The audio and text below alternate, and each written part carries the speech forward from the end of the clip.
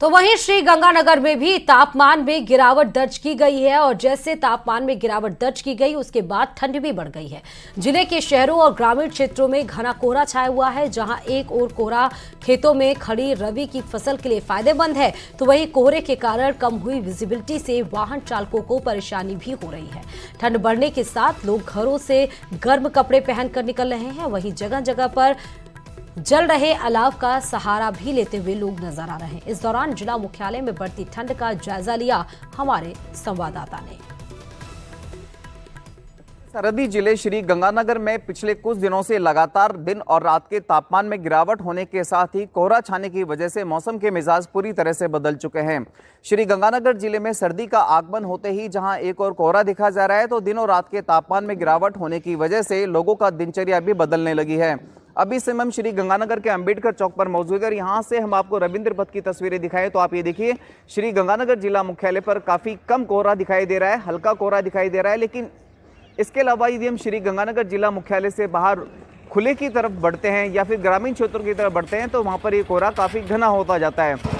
ठंड का आगमन होने की वजह से जो अल सुबह घर से बाहर निकलते हैं जरूरी काम के लिए, जिनको ट्रेन पकड़नी है, बस में कहीं जाना है, या फिर सफाई कर्मी हैं, वो अपना पूरा इंतजाम करके निकलते हैं ताकि इस ठंड से आने का बच सके।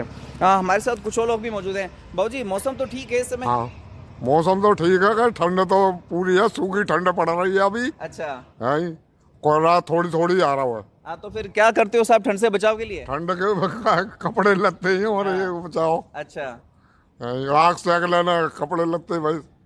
बिल्कुल सर, देखिए निश्चित तौर पर ठंड है, गर्म कपड़ों की तो जरूरत है ही है। साथ ही साथ में जहाँ कहीं मौका मिलता है प्रयास ये करते हैं कि अलाव तप लें और अलाव तपने से थोड़ी बहुत उन्हें बढ़ती हुई ठंड से राहत मिल सके।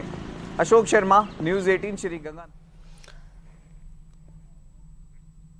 और इस बीच में बीकानेर से भी बड़ी खबर आपको बताते चले कि मालगाड़ी के आगे युवक और युवती ने कूदकर अपनी जीवन लीला समाप्त करने की कोशिश की थी। लेकिन इस बीच में मालगाड़ी के ड्राइवर ने समय रहते ब्रेक लगा दिया, लेकिन ब्रेक लगाने से भी युवक युवती गंभीर रूप से घायल हो गई। ये भी आपको बता दें कि युवक युवती ने क्यों सुसाइड करने की कोशिश की थी।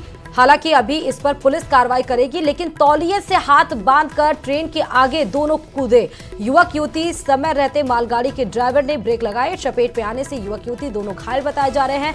दोनों को पीबीएम अस्पताल में भर्ती कराया गया। नागड़ेची मंदिर के पास यह हादसा हुआ है। इस खबर पर हमारे संवाददाता मनीष दाधी जुड़े हुए हैं। मनीष, क्यों युवक युवती ने तौलिए से हाथ बांधकर ट्रेन के सामने कूदने की कोशिश की?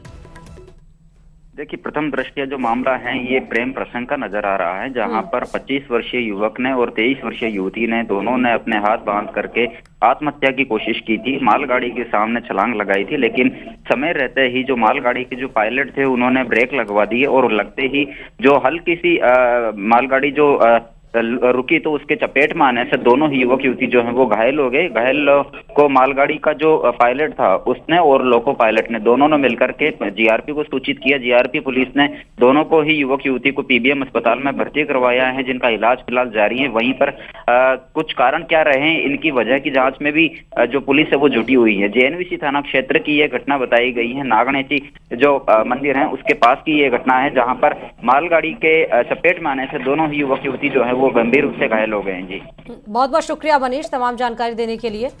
तो मालगाड़ी के आगे कूदे युवक युवती, जैसे हमारे संवाददाता ने बताया कि प्रथम दृष्टया ये प्रेम प्रसंग का मामला बताया जा रहा है, लेकिन लोको पायलट ने सूझबूझ से तुरंत ब्रेक लगा दिया। गंभीर रूप से घायल बताए जा रहे हैं, जिनका इलाज चल रहा है।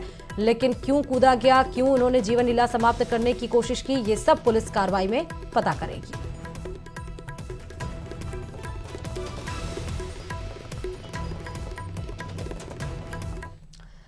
और खबर अजमेर से है, जहां सर्दी ने अपने रंग दिखाने शुरू कर दिए। सुबह शहर के साथ ही आसपास की पहाड़ियों और ग्रामीण क्षेत्रों में कोहरा देखने को मिला। मौसम में ठंडक बढ़ गई, दिन भर धूप निकलती है, तो वहीं सुबह और शाम सर्दी के कारण तापमान में लगातार गिरावट देखने को मिल रही है।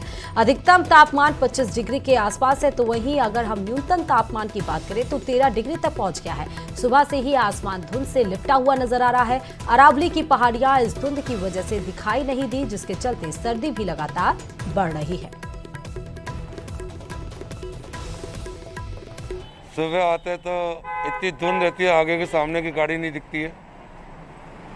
बहुत गर्म भोजन करना पड़ रहा है और यहाँ पर इतनी ठंड है कि बस पूछो मत कि हाथ में मुंह पर सब पूरा बांध कर निकलना पड़ता है। डबल डबल स्वेटर पहनना पड़ता है हमको लोगों को अभी। और इसी के साथ ही इस बुलेटिन में फिलहाल इतना ही। और खबरों के लिए देखते रहिए न्यूज़ 18 राजस्थान।